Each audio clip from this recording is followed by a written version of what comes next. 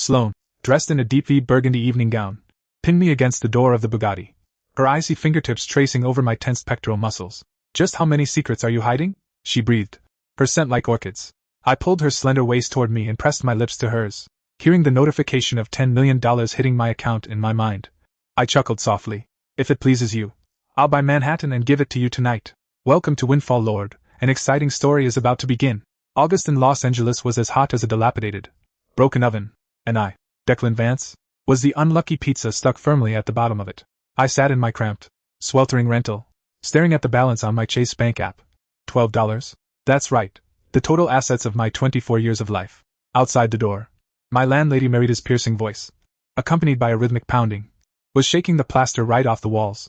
"Declan, I know you're in there. Don't play dead with me. You're 2 months behind on rent. If you don't come up with that $800 today, I'm throwing your junk and your sorry self straight into the trash cans on Hollywood Boulevard." I scratched my hair in frustration and buried my face deep in my hands. This past half year has been nothing short of a nightmare. First, I was laid off by that tech company that did nothing but exploit its employees. And then I was maliciously fired from a server job at a restaurant just because I caught the manager pocketing tips. In this city where you're practically taxed for breathing, $12 won't even buy a decent takeout meal, let alone fill the bottomless pit of rent. Just as I was seriously considering whether I should find a cardboard box on the street to spend the night in, a cold, emotionless, mechanical female voice suddenly exploded deep within my mind. "Physical fitness tycoon system binding complete. Host identity confirmed. Declan Vance. Current physical status assessment. Extremely sub-healthy. Novice guide mission activated. Mission requirement. Complete 1 standard push-up.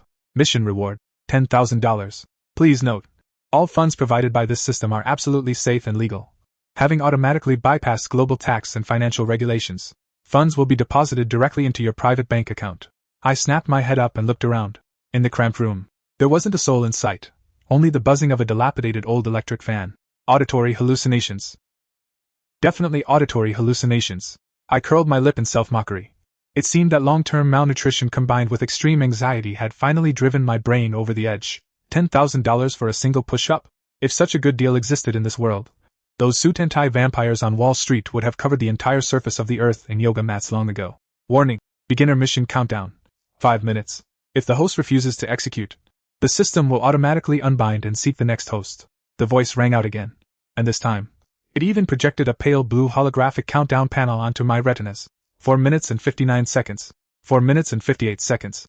I swallowed hard, my throat dry, as my heart began to drum frantically against my ribs. Whether this was a mad hallucination before death or not, what did I have left to lose at this point? If I didn't even have the courage to try, then I deserved to rot in the sewers. Gritting my teeth, I pressed my hands against the cheap carpet stained with God knows what. I stretched my legs out behind me, settling into a standard push-up starting position. Due to my long-term chaotic lifestyle and lack of exercise, my arms immediately sent up a protest of soreness and weakness. "Come on, if I'm going crazy, then let's go all the way," I growled.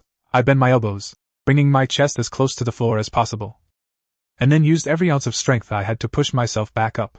The moment I rose, my bones even let out a sharp crack of protest.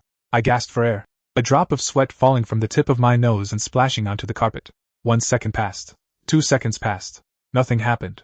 Just as I was about to pick myself up self-mockingly and accept the reality that I had completely lost my mind, my second-hand phone, its screen shattered into a spiderweb, suddenly vibrated violently on the desk. It was the notification sound for a high-priority alert from Chase Bank. I practically scrambled toward the desk, my hands trembling as I grabbed the phone and swiped the screen open. "Dear Mr. Declan, an instant remittance has just been credited to your account ending in 9527. Amount credited, $10,000. Current available balance, $10,012. I stared intently at that long string of zeros on the screen, my eyes bulging so wide they nearly fell out of their sockets. I gave my thigh a hard pinch, causing me to hiss in pain. This wasn't a dream, the money had actually arrived. $12 had instantly turned into over 10,000, and the price I paid was nothing more than a single damn push-up. Novice task completed. Daily infinite money grinding mode is now active. The rules are as follows. For every standard push-up completed, the host will receive a reward of $10,000. There is no upper limit. Host, please sweat to your heart's content and measure your wealth with your muscles. At this moment, the system's voice sounded 10,000 times sexier in my ears than the voice of the world's top female singer. 1 push-up, $10,000. 10, that's $100,000. 100, and that's $1 million. I felt the blood in my body ignite like a match dropped into gasoline, erupting with a deafening roar. To hell with the landlord. To hell with the layoffs. And to hell with despair. I ripped off my sweat-soaked, worn-out t-shirt and dropped back onto the carpet. Bare-chested. My arms, which had been sore and weak just moments ago, now felt as if they were being pumped with infinite fuel. 1. I gritted my teeth and pushed my body up. The phone screen lit up. $10,000 received. 2. $10,000 received. 3. 4. 5. My movements grew faster and faster. Sweat dripping from my forehead and chin like raindrops, pooling on the carpet. My chest and triceps began to burn fiercely. The aching sensation of tearing muscle fibers hit my nerves in wave after wave. But I couldn't stop. Every muscle contraction was accompanied by the crisp sound of dollars being deposited. In this world, no release of dopamine could be more addictive than watching a bank account balance skyrocket at a rate of $10,000 per second. Outside the door, the landlady Marita was still pounding relentlessly. Declan, final warning. I'm counting to 3. If you don't open this door, I'm using the spare key. 3, 2, 1. The door lock clicked, and the door was violently shoved open.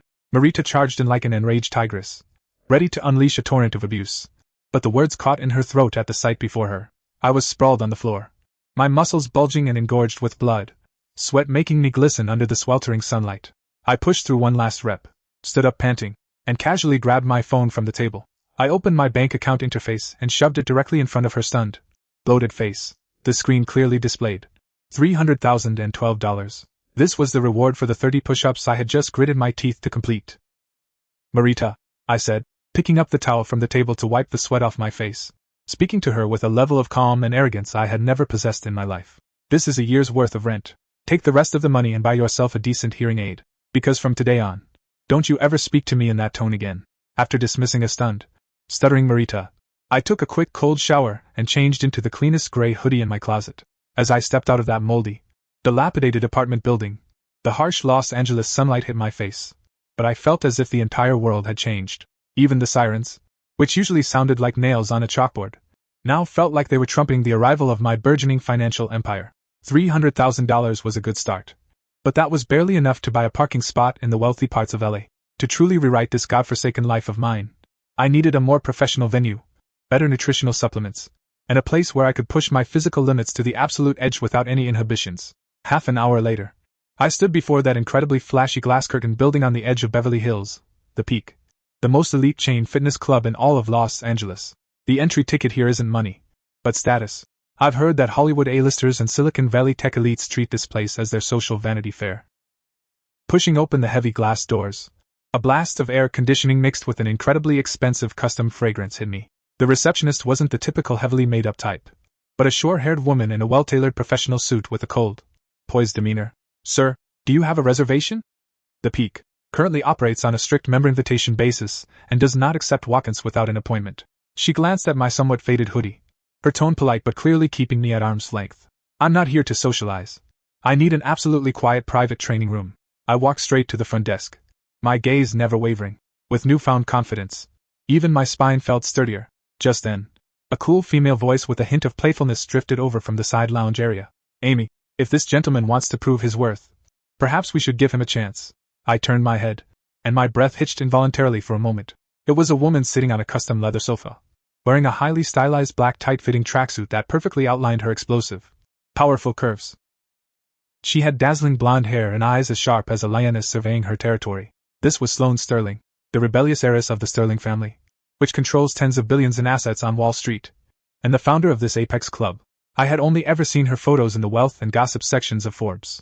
Sloane walked over in her lethal stilettos, her icy gaze scanning me from head to toe. Listen, stranger, my club isn't short on clowns looking to try their luck. This is the Peak, where a black gold membership costs $1 million a year. If you're just here for the free bottled water, turn left at the exit. There's a community gym down there for $2 a day. $1 million? I chuckled, casually pulling off my cheap hoodie to reveal a torso that, while not massive, was lean and defined from the sudden rush of blood. If I can pay right now, can you arrange the best training room for me? Oh, and by the way, I don't need a trainer. I just need to keep sweating. A hint of amusement flickered in Sloane's eyes. She crossed her arms over her chest and tilted her chin up haughtily. As long as that card clears, the entire top floor of the club is yours today. But if it fails, I'll have security toss you out onto Sunset Boulevard. I didn't waste any words and walked straight to the center of the hall. onto that incredibly vast expanse of Italian marble flooring. 1, 2, 3. I began doing push-ups frantically. My speed was lightning fast, and my form was impeccably standard. This wasn't about showing off muscles. This was my money-printing machine running at full throttle. A few wealthy individuals in the hall, who had been leisurely sipping protein shakes and discussing multi-million-dollar venture capital deals, all stopped. They stared at me, this guy frantically sweating on the marble floor, as if they were looking at a madman. Is this kid crazy? Coming all the way here just to do basic training? Probably some poor loser trying to get Miss Sloane's attention. Look at those clothes. They look like they came straight from a relief station. I couldn't hear their mockery at all. My mind was filled only with that wonderful mechanical notification sound. 10 reps, 11, 12, $10,000 received. $10,000 received. In less than 2 minutes, I had already completed 70 consecutive push-ups. Sweat dripped frantically from my chin. My arms felt as heavy as lead, and my lungs felt like they were on fire. But I gritted my teeth and pushed my body up time and time again. The mocking laughter in the hall gradually faded, replaced by an eerie silence. The wealthy onlookers were stunned by my terrifying explosiveness and incredible endurance. 98, 99, 100. As I hit the 100th rep, my strength gave out and I collapsed onto the floor, my chest heaving violently, but my eyes were terrifyingly bright. For I knew clearly that another full $1 million had just been credited to my account. I pushed myself up, wiped my sweat-drenched forehead with the back of my hand, and walked to the front desk. I tossed the cracked phone onto the card reader and pulled up my Chase Bank digital virtual card. Beep. Transaction successful. Payment amount. $1 million. The crisp system notification echoed through the cavernous hall, causing everyone to gasp in unison. The wealthy elites who had been mocking me just moments ago saw their expressions sour instantly. A guy in a tattered hoodie, who had been sprawled on the floor for 2 minutes, had actually swiped $1 million in cash without even blinking? For the first time. A flicker of astonishment and intense interest appeared in Sloane's cold eyes. She looked at me as if she had discovered an exceedingly rare and priceless treasure. She stepped forward and picked up the black gold magnetic card, still smelling of fresh ink, that the front desk had just printed. Holding the card between 2 slender fingers, she slowly slid it into the pocket of my sweatpants. Her icy fingertips brushed against my thigh through the thin fabric, sending a jolt of electricity through me. The top floor private area has been cleared for you, Mr. Vance. Sloane leaned close to my ear, her voice low and seductive, her breath sweet as orchids. I'm curious, just how much more energy is hidden inside that body of yours to drive me mad? I looked at her captivating face so close to mine, listening to the tireless notification pings of the system in my mind, and a trace of an arrogant smile curled on my lips. Miss Sloane. This was merely an insignificant warm-up. In the private training room at the top of the peak, a space designed like a zero-gravity space capsule, I stayed for an entire week. During these 7 days, apart from necessary sleep and swallowing those exorbitantly expensive, top-tier high-protein nutritional meals, I was like a machine devoid of pain, frantically repeating the same motion. Push-ups. 1 million, 10 million, 50 million. The account manager from Chase Bank called me over a dozen times a day, his tone shifting from initial shock to something bordering on sycophancy. They even dispatched a private financial advisor to be on standby 24 hours a day, because when a person's daily cash flow increases by tens of millions of dollars, he is no longer just a client, he is the bank's god. I didn't stop until my account balance broke the $100 million mark. Looking at the man in the mirror, with muscle lines as sharp as if carved by a knife and eyes as piercing as a lone wolf's, I could hardly recognize the Declan who once humbled himself for a few $100s in rent. On Saturday night, at the top of the landmark Starlight Hotel in downtown Los Angeles, a charity gala jointly initiated by several top Wall Street consortiums was underway. I walked in holding the gold embossed invitation Sloane had given me. I was dressed in a 3-piece suit handcrafted by an old Savile Row tailor who had flown into Los Angeles overnight, and on my wrist was a limited edition Richard Mille skull watch I had just snagged for $2 million at a Sotheby's auction. As I stepped into the opulent ballroom, the air was thick with the scent of money, vanity, and expensive perfume. Well, if it isn't Declan, our university's notoriously broke top student? An incredibly grating and familiar voice rang out from the crowd. I turned my head and saw the face I loathed more than any other, Preston Caldwell. Preston was the sole heir to Caldwell Hedge Fund. Back in college, his favorite pastime was driving his Ferrari to splash muddy water all over my beat-up second-hand bike, then spending the rest of the semester mocking me while flanking himself with plastic-faced cheerleaders. Later, when I was laid off from that tech company, it was also because he had pulled strings behind the scenes. Holding a glass of champagne and dressed in a flamboyant white tuxedo, he swaggered over with a few of his lackeys in tow. What's this?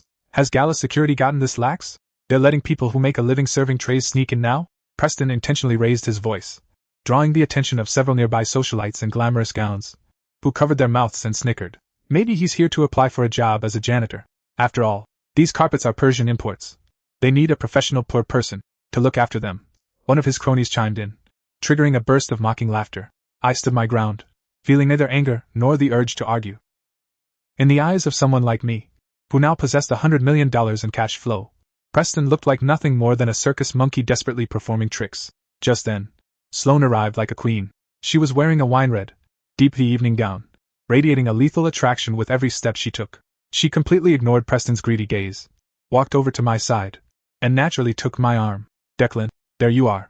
Why aren't you chatting with these interesting gentlemen? Sloane's icy gaze swept over Preston, carrying a trace of subtle mockery. Preston's expression changed instantly. In Los Angeles's high society, Sloane was an iceberg that everyone wanted to conquer but no one could get close to. He couldn't for the life of him understand why this unattainable woman was linking arms with a pauper. Sloane, have you been fooled by this kid?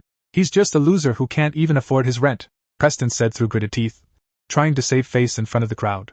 The master of ceremonies for the dinner happened to step onto the stage at that moment, interrupting the confrontation. Distinguished guests, the most exciting moment of the evening has arrived. We will be auctioning an extremely rare heart of the ocean blue diamond necklace.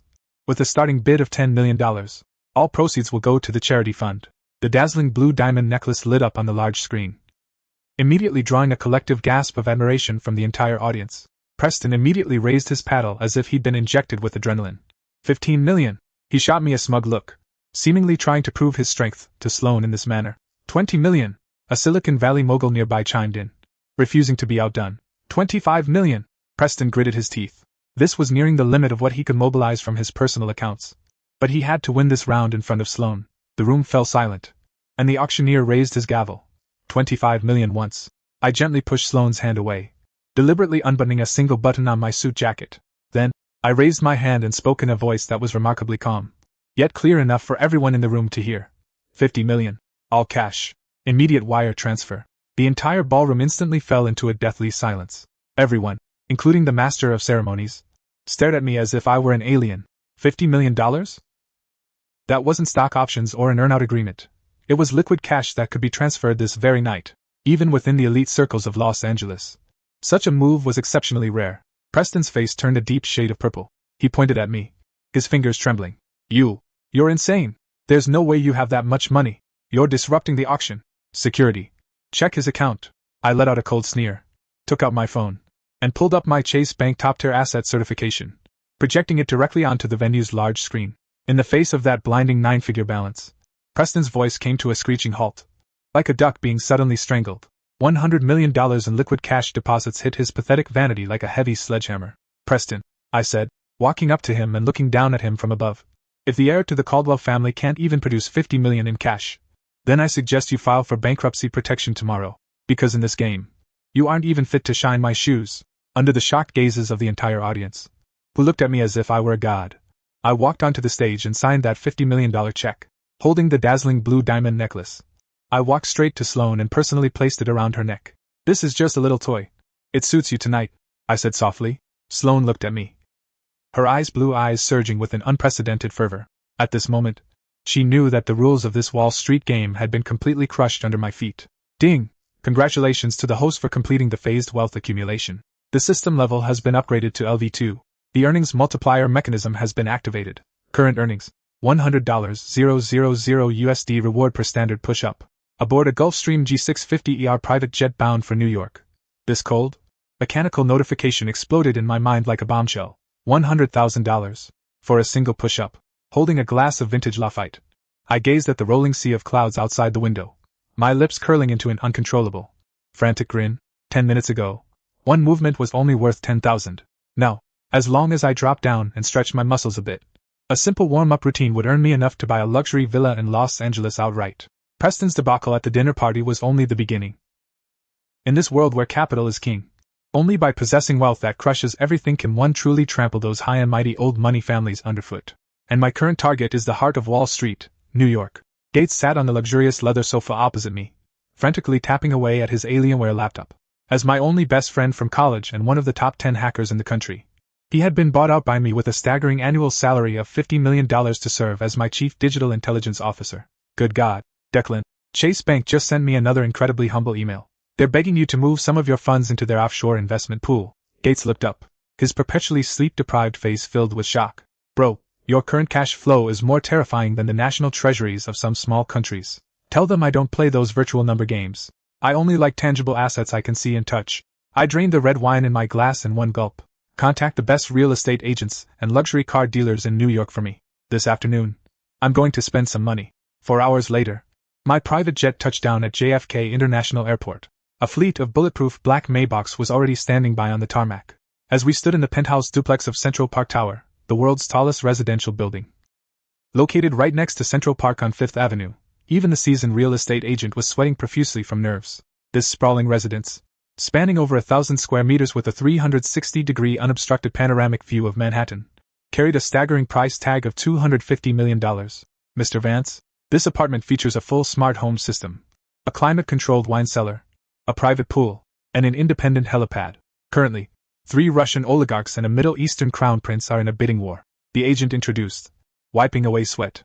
I didn't listen to his nonsense at all, walking straight to the floor-to-ceiling window to look down upon the bustling jungle beneath my feet, known as the center of the world.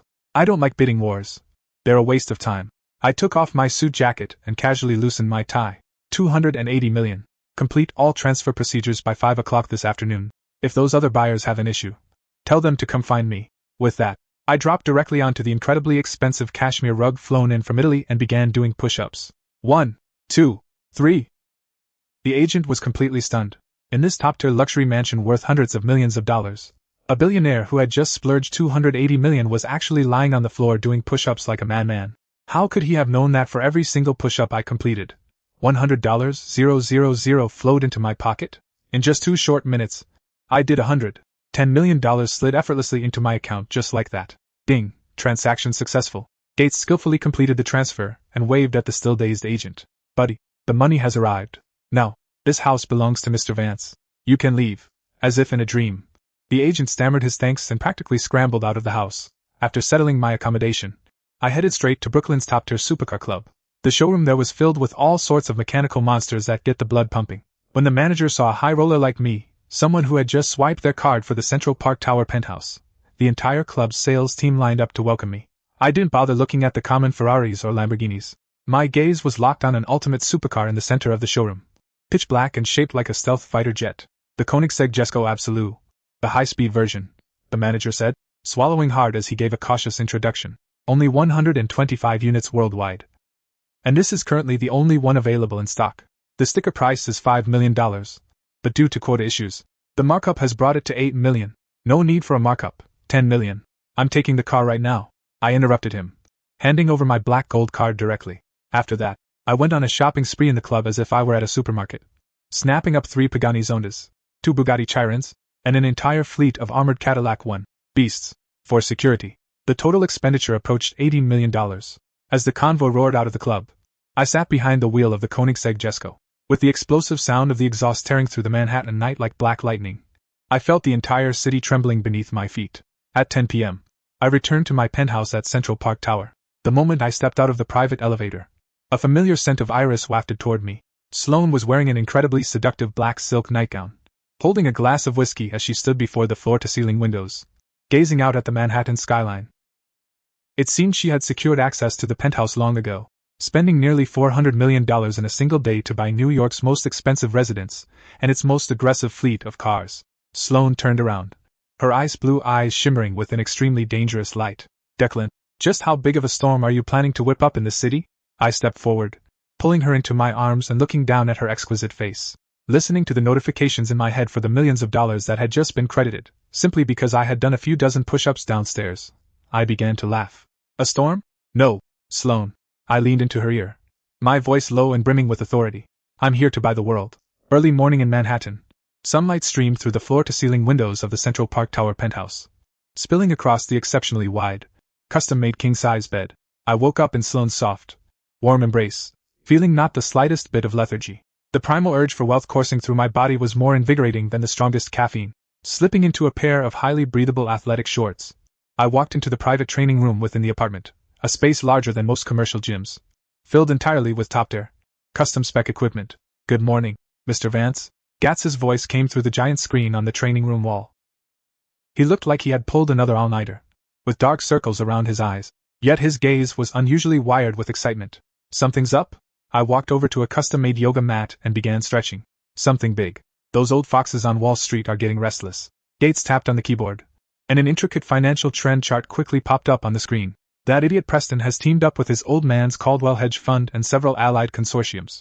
They're aggressively shorting the tech companies we just acquired. They've even used high leverage, preparing to smash our stock price through the floor as soon as the U.S. market opens today.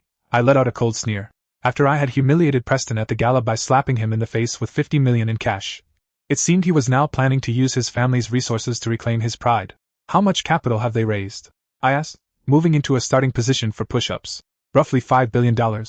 Gates replied. Declan, that's no small sum. If we don't mount a defense, more than half of our book assets will evaporate in an instant. Wall Street doesn't play by the same rules as an auction. It's a meat grinder. $5 billion. For an average wealthy person, this would be an absolute catastrophe. But to my ears, it was nothing more than my warm-up goal for this morning. Gates, link all of our offshore accounts and interface them with the high-frequency trading system. I took a deep breath and abruptly pushed myself up. $100,000 received. Listen, I want you to conduct full-scale monitoring of all Caldwell Hedge Fund's heavy positions and core industries.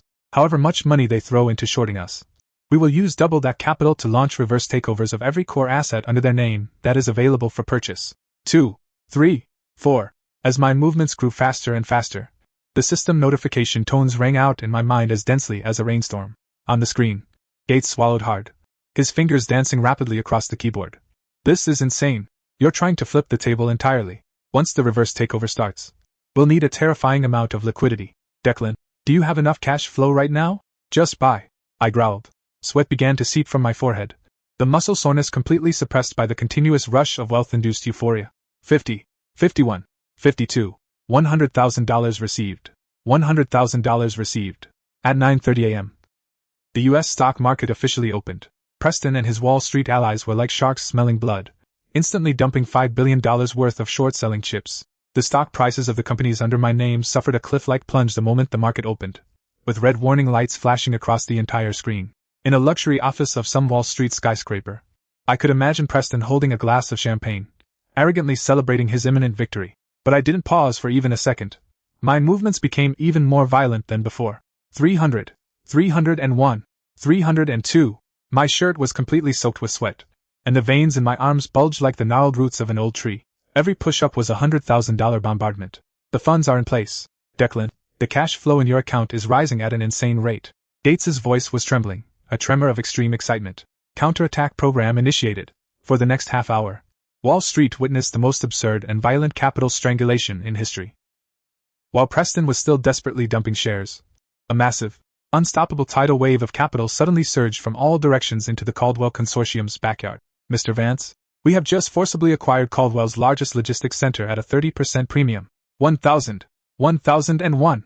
I gasped for air, sweat pooling into a small puddle on the floor mat. But the fervor in my eyes only intensified. $100 million secured. 2 of the biotech labs under their name.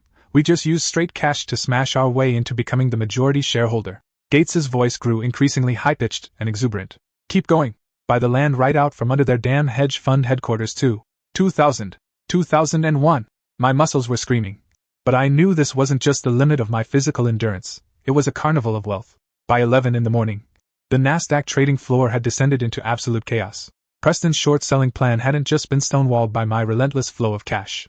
The stock price had actually begun a violent rebound. But what truly drove him to despair was that, in just an hour and a half, I had used brutally aggressive all-cash acquisitions to tear the Caldwell family's core industries to pieces. 10,000. As I finished my 10,000th push-up and collapsed onto the floor mat, looking as if I had just been fished out of a body of water. Exactly $1 billion had already been added to my account. Just then, my phone rang. An unfamiliar number was displayed on the screen. I answered the call and switched to speakerphone. From the other end came Preston's voice, sounding utterly terrified, even bordering on tears. Declan, what the hell did you do? Our family's board of directors just kicked my father out, and the banks have frozen our credit lines. Where did you get this much cash? This is impossible. Lying flat on the floor and staring at the ceiling, I spoke in a voice that was still breathless but filled with supreme authority. Preston, I told you, you're not even in my league. Now, take your belongings and get the hell out of the building I just bought. And by the way, that Ferrari of yours parked downstairs? I've already bought that too. And I plan to sell it for scrap metal. I hung up the phone immediately. A Wall Street meat grinder? No. In the face of this absolute financial power, they weren't even worth a scrap of meat. Driving a century-old Wall Street plutocrat to a dead end is equivalent to cornering a mad dog. I had long suspected that Preston and the Caldwell family would act out of desperation, but I hadn't expected their methods to be so crude. At 2 o'clock in the morning, I drove the black Koenigsegg into the VIP underground garage of the Central Park Tower penthouse. The roar of the engine echoed against the empty concrete walls. At the exact moment the engine cut out, the entire garage's lighting system suddenly failed, plunging the space into a deathly darkness. Bang! Bang! Bang! The sound of a suppressed automatic rifle was muffled and heavy in the dark. Several high-caliber armor-piercing rounds struck the Koenigsegg's bulletproof glass with precision, creating a pale web of spiderweb cracks. This $8 million hypercar, with armor plating comparable to a military vehicle, managed to tank the first wave of the lethal metal storm for me. Shit, I cursed under my breath. If this had been the Declan of a few months ago, the one who couldn't even afford rent, he would have probably pissed himself in terror by now. But I was different now. Those tens of thousands of push-ups that pushed the limits of the human body hadn't just put billions of dollars in cash into my bank account. They had tempered my muscle density, euro reaction speed, and bone strength to a freakish, non-human level. I kicked the car door with explosive force, accompanied by the ear-piercing screech of twisting metal. The incredibly heavy door was actually sent flying by my kick, slamming directly into a gunman who was trying to approach and sending him and his weapon flying 5 or 6 meters away. I lunged out of the car like a cheetah, performing a tactical roll and taking cover behind a load-bearing pillar. Target is out of the vehicle. He's a trained fighter. Don't leave him alive. A gruff tactical command echoed through the darkness. 4 fully armed mercenaries wearing night vision goggles began to flank me in a fan formation. I took a deep breath, my muscles tensing instantly. The moment the leftmost mercenary rounded the pillar with his gun raised, I sprang up like a coiled spring, my right hand precisely seizing his wrist. Asterisk crack. Asterisk a terrifying grip surged through my fingers, instantly crushing his carpal bones. Before he could even let out a scream, I had already snatched the tactical dagger from his hand and slammed the hilt hard against his temple with a backhand strike. The guy collapsed limply like a tattered sack of flour. Over here! Open fire! The other 3 shouted, immediately swinging their muzzles toward me. At that critical moment, an incredibly blinding tactical strobe suddenly erupted from the garage entrance. Boss, get down! Accompanied by the roars of my elite security team, composed of former Navy SEALs, 4 Cadillac 1 limousines charged into the garage like rampaging armored beasts. This private security force, which I had spent $50 million to assemble, displayed a terrifying level of professional prowess. The tongues of fire from heavy machine guns instantly tore through the darkness, the crisp sound of shell casings hitting the floor weaving into a symphony of death. The mercenaries, who had been incredibly arrogant just moments ago, were riddled with bullets under the absolute suppression of firepower, without even a chance to fight back. In less than 3 minutes, the battle was over. The backup power kicked in, and dim lights flickered on in the garage. The air was thick with the pungent smell of gunpowder and blood. My head of security, a burly bald man named Tyler, dragged the last mercenary leader, who was barely clinging to life, before me like a dead dog. I brushed the dust off my clothes and walked over to the leader. He was coughing up blood, his eyes filled with sheer terror. He couldn't fathom how a Wall Street financial upstart could possess such twisted close-quarters combat skills, let alone maintain a private guard with firepower rivaling a regular army. Who sent you? Don't waste my time. My patience is measured in seconds, and every second of my time is very expensive. I looked down at him. Caldwell, old Caldwell and Preston. The leader stammered out a few words. They scraped together the last $20 million in black money, and put a hit on you, on the dark web.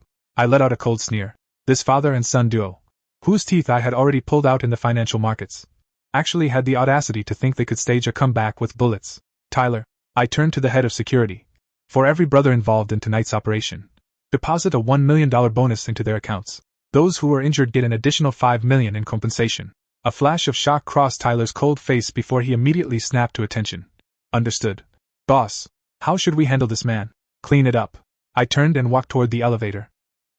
Since the Caldwell family wants to play hardball, I'll give them exactly what they want. Notify Gates and tell him to get ready. After dawn. I want the name, Caldwell, completely erased from this world. Pushing a century-old Wall Street plutocrat to the brink is equivalent to cornering a rabid dog. I had long anticipated that Preston and the Caldwell family would resort to desperate measures, but I hadn't expected their methods to be so crude. At 2 in the morning, I drove the black Koenigsegg into the VIP underground garage of the Central Park Tower penthouse. The roar of the engine echoed against the vacant concrete walls. The moment the engine cut out, the entire garage's lighting system suddenly failed, plunging the space into a deathly darkness. Bang! Bang! Bang! The sound of suppressed automatic rifles was muffled and heavy in the dark. Several large-caliber armor-piercing rounds struck the Koenigsegg's bulletproof glass with precision, creating a pale web of spider-like cracks. This $8 million hypercar, with armor plating comparable to a military vehicle, managed to tank the first wave of the lethal metal storm for me. Fuck, I cursed under my breath. If this had been the Declan of a few months ago, the one who couldn't even afford rent, he'd probably be pissing his pants right now. But I'm different now. Those tens of thousands of push-ups that pushed the limits of human endurance didn't just put billions of dollars in cash into my bank account. They tempered my muscle density, Euro reaction speed, and bone strength to a freakish, non-human level. I slammed my foot against the car door. With a gut-wrenching screech of twisting metal, the incredibly heavy door was kicked clean off its hinges, flying straight into a gunman who was trying to close in. It sent him and his weapon flying 5 or 6 meters back. I lunged out of the car like a cheetah, executing a low roll and taking cover behind a structural pillar. Target has disembarked. He's a trained fighter. Leave no survivors. A gruff tactical command echoed through the darkness. 4 fully armed mercenaries wearing night vision goggles fanned out, closing in on me. I took a deep breath, every muscle in my body instantly tensing. The moment the mercenary on the far left rounded a pillar with his weapon raised, I lunged like a coiled spring, my right hand precisely seizing his wrist. Asterisk crack. Asterisk my fingers exerted a terrifying grip, instantly crushing his carpal bones. Before he could even let out a scream, I had already snatched the tactical knife from his hand and slammed the hilt hard into his temple with a backhand strike. The man collapsed limply like a sack of rags. He's here! Open fire! The other 3 immediately swung their muzzles toward me. At that critical moment, a blinding tactical strobe suddenly erupted from the garage entrance. Boss, get down! Accompanied by the roar of my elite security team, composed of former Navy SEALs, 4 Cadillac 1 armored SUVs charged into the garage like rampaging steel beasts. This private security force, which I had spent $50 million to assemble, displayed a terrifying level of professional prowess. The muzzle flashes of heavy machine guns instantly tore through the darkness, the crisp clatter of shell casings hitting the ground weaving into a symphony of death. Under the absolute suppression of such overwhelming firepower, the mercenaries who had been so arrogant just moments ago were riddled with bullets before they even had a chance to fight back. In less than 3 minutes, the battle was over, the backup power kicked in, and the garage was bathed in a dim, yellowish light. The air was thick with the pungent smell of gunpowder and blood. My head of security, a burly bald man named Tyler, dragged the last surviving mercenary leader before me like a dead dog. I brushed the dust off my clothes and walked up to the leader. He was coughing up mouthfuls of blood, his eyes filled with sheer terror. He couldn't fathom how a Wall Street financial upstart could possess such freakish close-quarters combat skills, let alone maintain a private guard with firepower rivaling a regular army. Who sent you? Don't waste my breath. My patience is measured in seconds, and every second of my time is expensive, I said, looking down at him from a position of absolute power. Caldwell, old Caldwell and Preston. The leader stammered out a few words. They scraped together their last 20 million in black money, and put a hit out on you, on the dark web. I let out a cold sneer.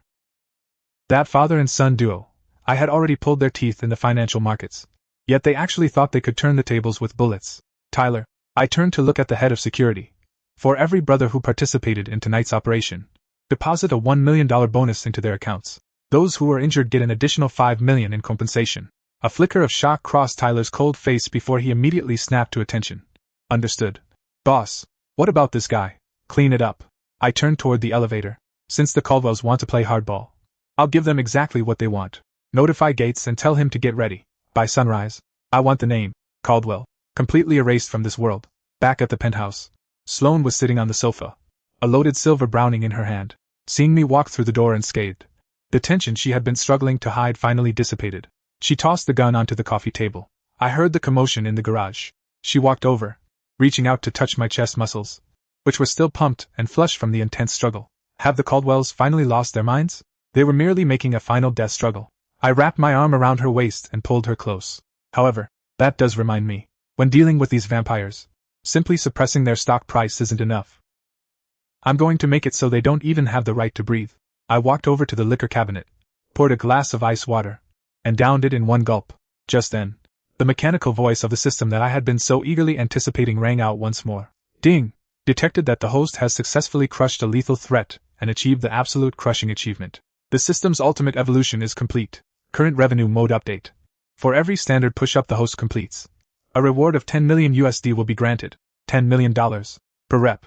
My grip on the glass tightened abruptly, and a crack spiderwebbed across the surface under my pressure. Before this, Earnings of $100,000 per rep had already allowed me to sweep through the retail traders of Wall Street, but now, the system had amplified that figure by a full 100-fold. If I were to perform 1,000 push-ups at maximum speed today, my account would instantly be flooded with $10 billion in cash.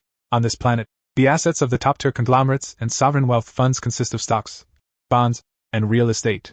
Mobilizing $10 billion in liquid cash flow would be enough to cause the economic system of a mid-sized country to collapse. And for me, all it takes is a little sweat. Gates. I pressed the intercom button on the wall, my voice trembling slightly with sheer exhilaration. Get me a direct line to the CEOs of every major market maker and top-tier investment bank on Wall Street immediately. Tell them I'm going on a killing spree in the market today. Declan, what are you doing? Sloane looked at me, her eyes shimmering with an unprecedented sense of shock. I shed my dust-covered coat and dropped directly onto the $1,000,000 Persian rug. I'm going to buy out the entire Caldwell Consortium ecosystem. Not a stake, not a short, a total acquisition. Even the private golf courses their family members frequent. I'm going to buy them up and turn them into public landfills. 1. $10 million received. 2. $10 million received. I began a frantic sprint. The thrill of the 10 million made me completely forget my exhaustion. My body was like a tireless, nuclear-powered money-printing machine, frantically harvesting US dollars. On the screen, Gates had descended into total madness. Declan, the manager at Chase Bank, just called me, and his voice was literally shaking. The cash flow in your account is rising so fast their system is even experiencing delays. My God, your cash reserves have already surpassed $30 billion. And it's still rising. Go all in. Sweep the market. I roared, continuing my movements. 45, 46. At 10 a.m. New York time, an unprecedented financial tsunami officially erupted. The core companies held by the Caldwell Consortium, whether in energy, technology, or healthcare, were all subjected to an incredibly brutal bombardment of cash flow. The Wall Street investment banking moguls, usually so arrogant, fell into a collective panic as they stared at the buy orders on their trading screens that completely disregarded costs. This wasn't a financial game at all. It was a pure dimensional strike. At 12 noon, the news media completely exploded. The headlines of Bloomberg and the Wall Street Journal were all replaced with bold, red capital letters: a terrorist-style financial massacre. Mysterious giant sweeps $50 billion in cash in a single day. The century-old Caldwell dynasty officially declares bankruptcy. At 1 o'clock in the afternoon, as my push-up count surpassed 2,000, the cash in my account had reached the terrifying scale of $10 billion. Gates sent a real-time feed via the large screen. Old Caldwell and Preston were being dragged out of the building they had mortgaged to me by a group of FBI agents in suits. They were suspected of hiring hitmen, insider trading, and extremely serious financial fraud. The once arrogant Preston now looked like a drowned rat, his face covered in desperate snot and tears. Mr. Declan, the image on the large screen switched, and the face of the White House economic advisor appeared, looking respectful to the point of being sycophantic. The president would like to invite you to dinner to discuss investment plans for infrastructure development.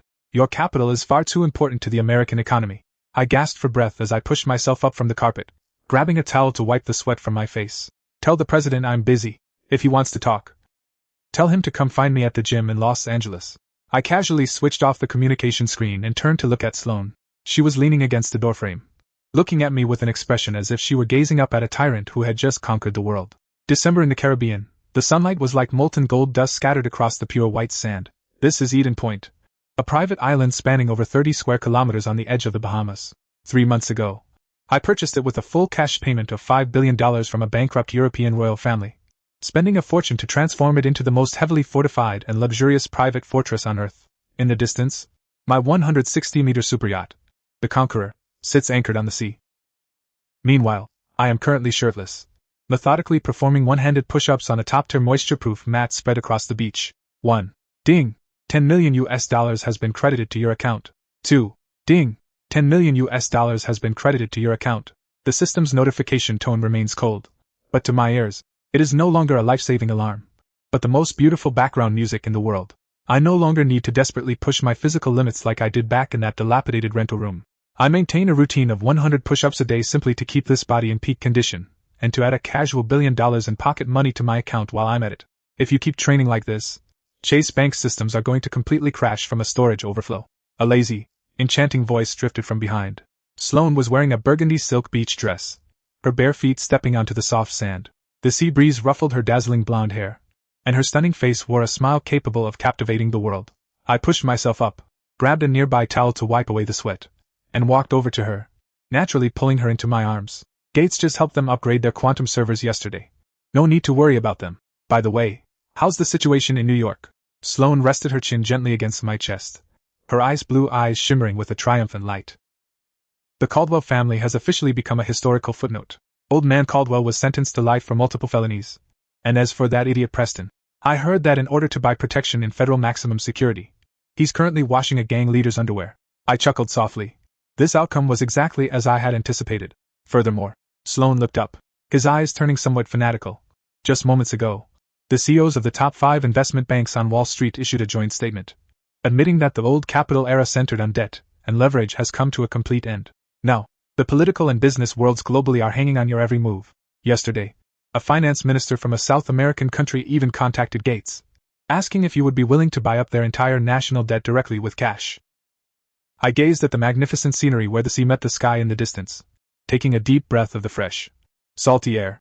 In less than half a year, I had transformed from an unemployed youth with only $12 in my pocket, being hounded by a landlord for rent, into a supreme oligarch whose every sneeze sends tremors through the global financial markets. The rules of the old era, those Wall Street plutocrats who bled the world dry through information asymmetry, high leverage, and complex financial derivatives, have been utterly shattered by my use of the simplest, most brutal, pure cash flow. In this world, no strategy can withstand the dimensional strike of an infinite money printing machine. I am capital itself. I am the new rule. Tell the Secretary of the Treasury that I have no interest in buying their sovereign debt. I looked down at Sloane's slightly upturned red lips, my gaze becoming intensely predatory. Compared to saving a nation's economy, my attention right now is focused solely on you. Sloane let out a soft laugh, her arms circling my neck, her powerful, wild body pressed tightly against mine, her high-end fragrance blending perfectly with the scent of the Caribbean. Declan Vance, you are now the man who controls the entire world. Will your greed never be satisfied? She breathed, her eyes filled with a lethal provocation. My system tells me that whether it's money, or you, I gripped the back of her head, my deep voice sounding incomparably domineering amidst the sea breeze. There is no upper limit. I lowered my head and kissed her lips heavily. The waves crashed against the rocks, churning up 1,000 heaps of snow-white foam. Under the witness of the scorching sun and the ocean, at the center of this world that belonged entirely to me, I tightly embraced the most exquisite beauty on this planet. Those crisp notification sounds of payment received, accompanied by our passionate embrace, echoed through the heart of this multi-billion-dollar empire. The myth of Declan's monetary prowess had only just begun its most glorious prologue. The end.